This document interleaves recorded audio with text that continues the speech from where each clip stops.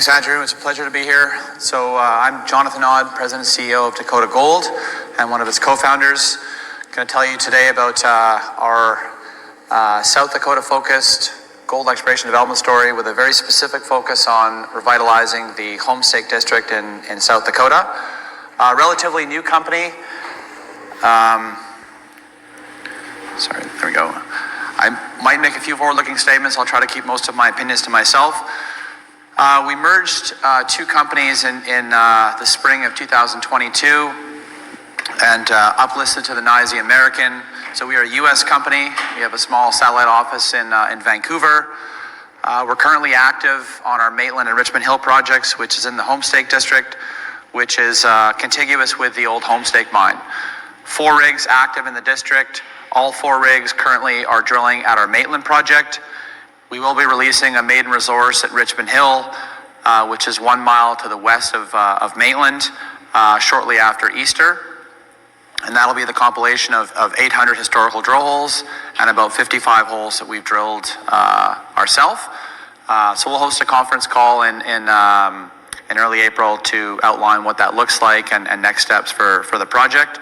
You will hear us talk about permitting in South Dakota and permitting in the broader U.S. and certainly there's a negative narrative around permitting in the U.S.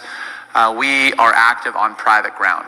So all 4 of our rigs in the Homestake District are drilling on private ground. We do have other BLM and U.S. Forest Service land, but everything we're doing right now is on previously disturbed private ground. We closed a funding with Orion Mine Finance in October. Relatively strong cash position at just under $25 million US. And the $30 million program there, board approved, started in September. We did announce a rare earth discovery at our Richmond Hill project last month, which I'll talk about in a few minutes.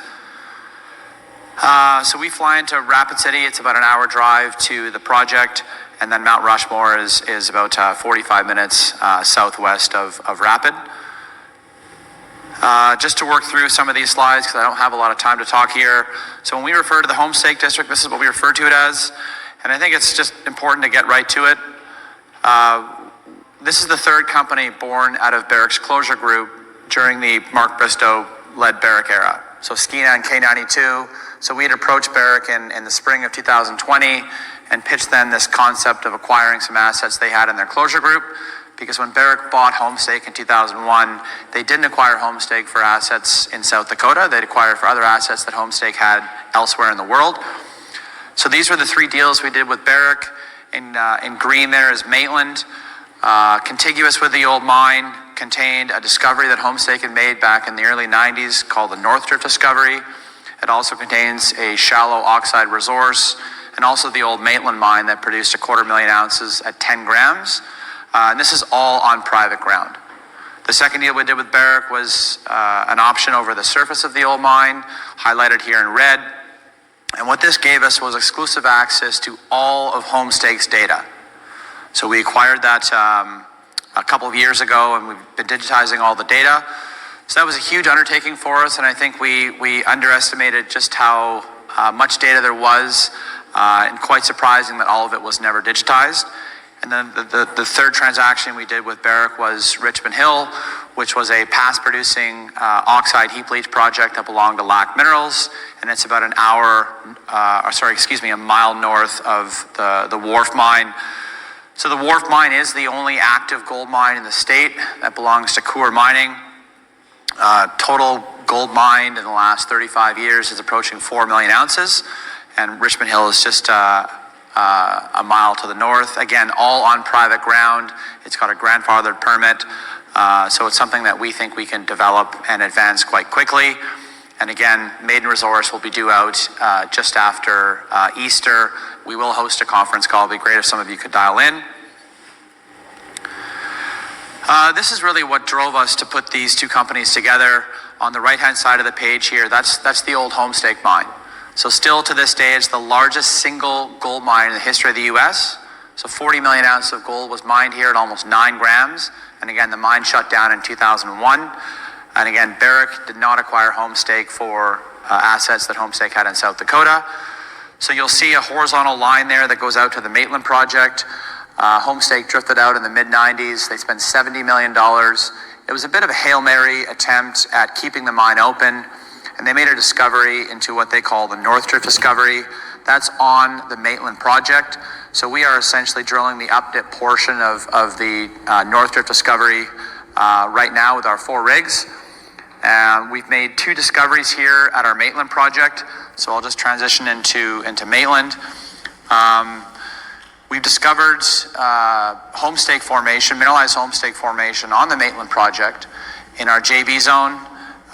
We announced our highest grade intercept a few weeks ago at Maitland, which was 4.5 ounces per ton. So we're generally seeing grades in that sort of 8 to 12 grams in the mineralized homestake formation in the JB zone. And we've also discovered tertiary epithermal mineralization that's typically an overprint of that homestake formation. So with every drill hole we drill, we have an opportunity to encounter both kinds of mineralization. The tertiary this year will be a focus for us to really establish some dimensions. We can trace this tertiary unit over 10,000 feet. And so all 4 rigs are currently drilling in the homestake district, or in Maitland right now. So we get asked a lot of questions about, okay, what's the size of the prize here? What are you guys going after? So on the lower right-hand side of the page here, in our last press release where we announced some holes from Maitland, we talk about, this is akin to the western ledge system in the old homestake mine. So 17, 19, and 21 ledge were over 6 million ounces at a quarter ounce. So we looked at thousands of historical drill holes and looked at all of the drill holes from 17, 19, and 21 ledge, and they're all in that 20 to 25 feet true thickness in that quarter ounce range. And that's what we're encountering with the intercepts we've hit in homestake formation. So it's very encouraging. So again, the focus this year is to really tighten up our drill spacing and start to establish some dimensions not only in the homestake formation, but in the tertiary discovery as well. You know, this is what it looks like. We have the 2 photos in the bottom there from 7 and main ledge are 2 of the 9 zones, 9 ledges that were mined by homestake over a 125-year period. The picture in the top there, that's our discovery hole, which was 5 meters of 20 grams. So this western ledge system analog is certainly allowing us to really kind of sharpshoot and vector towards where we think these centroids are, where these ledges tend to balloon out. We've been, sort of encountering kind of 5 to 8 meter true thicknesses in that sort of quarter ounce, 8, 9, 10 gram material. We are doing some directional drilling here to help minimize some of our deviation. But this is totally open. We do have an upper and a lower zone here. We don't know yet whether they're part of one broader ledge or zone, or they're 2 distinct ledges. More pierce points are required for us to determine that. And then in the tertiary, so homestake never mined for any of the tertiary mineralization over its 125-year period. So James Berry, who's here today, have to give him and the team credit for being open to a much younger package of rocks being a receptive host. So our discovery hole here in the tertiary was 42 meters of just over 3 grams, quite close to surface. So this is something that we're going to focus on this year. The blue unit there is that tertiary. You'll see in the northern part of the page there some red soil samples that were taken from Dakota Territory Resource Corp, the company that we merged with. So this is, we can trace this over 10,000 feet. So this is quite shallow, and again, this is all on private ground. So we've got 4 rigs drilling here at Maitland. When we started drilling here about 18 months ago, we only had 2 drill pads. We now are permitted for 42 drill pads along this structural corridor. So Richmond Hill, so again, this is a mile west of Maitland. It's on private ground. This was a past lac minerals producing mine, roughly 250,000 ounces here at just over 1 gram oxide. It's a mile north of the Wharf pit that belongs to Coeur. And again, our maiden resource will be announced here in the next sort of 4 to 6 weeks. And this will be a compilation of 800 historical drill holes and about 55 holes that we've drilled. And there's already about 25 holes that are outside of the resource. So there is a lot of openness to this.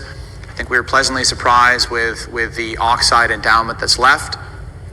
And that will be a big focus for us in the exploration drilling that we'll do post announcement of the resource.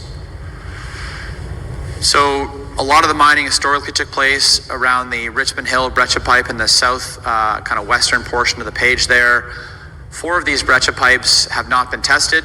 So when we acquired Richmond Hill under option from Barrick, we always knew that there was an oxide resource, a historical oxide resource there. But for us, it was really about what was going on in that pre-Cambrian, that basement unit underneath Richmond Hill. And part of our geological concept was that this mineralized homestake formation kind of wraps around the northern part of Maitland and goes underneath Richmond Hill and Wharf. And we're testing that concept as we speak. Some of the last intercepts we've hit 1,000 feet of just over 0.3, so 300 meters of a gram. That's outside of the resource. And then we are seeing that the gold mineralization within the breccia pipes is not confined to just the breccias. We've hit our best intercept in the Twin Tunnels breccia was 30 meters of 6 grams. So there's a lot deeper mineralization than we were sort of expecting. And again, we have the 4 rigs in Maitland now. Sort of late spring, early summer, we'll move 1, possibly 2 of the rigs back to Richmond Hill to do more of the exploration drilling. So again, this is quite open. And again, all on private grounds. From a permitting standpoint, it's a lot more advantageous from a timing perspective for a single asset company than to be looking at developing things on BLM or U.S. Forest Service. I know I've got to wrap up here. We did make a rare earth discovery here that we announced last month. Part of the thesis there was to look at ways for us to enhance project economics. Can this improve permitting timelines? Can this cast a bigger net of investors that will look at a company like Dakota Gold? And also, too, there's a number of grant programs that exist within the U.S. funded by the DOD and the DOE. So we're looking at applying for some of those. ESG, we're very active in the community. We support the South Dakota School of Mines. We support the Caterpillar mining hub at the 1,700 foot level in the old mine. And just to wrap up here, we're aligned with shareholders. We have a big stake in the company. Management owns roughly 25% of the company. We've got some great supporters and shareholders, relatively well cashed up. And this technically is really led by Jerry Aberley, our COO, and James Berry, Vice President of Exploration. Both used to work in the old mine, and James was also a mine geologist for Wharf Resources. And I'm getting the hook here to wrap up. But just catalysts, maiden resource at Richmond Hill, additional drill results from Maitland, both in homestake formation and in the tertiary. Thank you. Thank you, John. I think we are going to wrap up, but I see that you've got your team here. If there are any questions, I'm sure you'll handle them just outside in the corridor. Thank you very much.